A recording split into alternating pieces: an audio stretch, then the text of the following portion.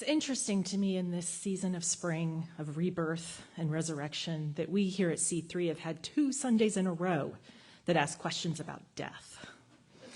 Someone who doesn't know us well might say, you guys need to lighten up. And they might have a point. But we know that just as there's no talking about light without shadow, there's no talking about life without death. If we didn't have death, we wouldn't know what life was. Life would just be this endless loop of experiences that blur together. But you add in the reality of death, and now we're alive and awake. We're aware that time is limited.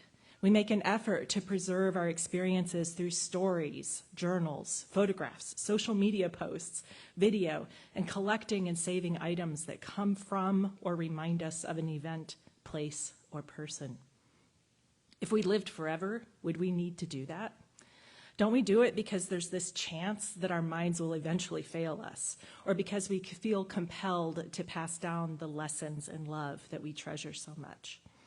It's because of death that we appreciate life. One thing I don't understand is why people need the idea of heaven and hell to provide motivation to live a good life. Let's just say that there is no heaven or hell, that this, right here and right now, is all there is. Wouldn't that be enough to motivate us to make the most of it? As the saying goes, this is not a dress rehearsal. We're not waiting in the wings until the real show starts. We're not understudies. In fact, we're all A-list celebrities in our own lives. Now, I'm young. I'm only 52, yet still feel challenged sometimes not to be an understudy in my own life. I feel I'm starting to get it, though. Not to be morbid, and I feel good that this came up in pre-talk, I've grown more acutely aware that every day that I wake up could be the day I die. Things happen. We fall in driveways. We get in car accidents. We trip up the stairs like I did last week that easily could have been a tumble backward and cracking my head. Something in our body goes berserk and we're killed from the inside out.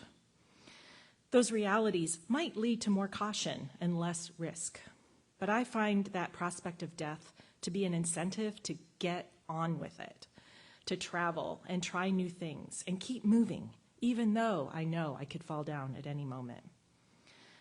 Probably most of you are familiar with the words of Hunter S. Thompson. Life should not be a journey to the grave with the intention of arriving safely in a pretty well-preserved body, but rather to skid in broadside in a cloud of smoke, thoroughly used up, totally worn out, and loudly proclaiming, wow, what a ride. While the image of me skidding into anything broadside is enough to give me palpitations, I do want to feel spent, like I gave this one life everything I've got. I think about it on multiple fronts, how I experience this here and now, what I get from and give to it, and what legacy I leave behind. I'll leave you with this idea that maybe you've heard, that we all have an emotional wake. Think of the wake in the water as a boat passes by. It has a lasting ripple effect, traveling for miles outward, leaving an impression long after that boat has disappeared. In a similar way, we influence the atmosphere around us. And after we leave a space, there's an energetic wake that ripples out and sustains our presence, even though we're not physically there any longer. And I believe the same thing happens after we die. Our bodies are gone, but our spirit lives on. If we live fully, our energy is infused into every person, place, or thing that we have interacted with. There might not be a conscious awareness of that presence, but it's there. We leave pieces of ourselves behind and artifacts that tell a story, maybe not directly about us, but about what we cared about. Death is inevitable. A life that you love isn't. We have to make that choice every day. What's the story that you want to tell?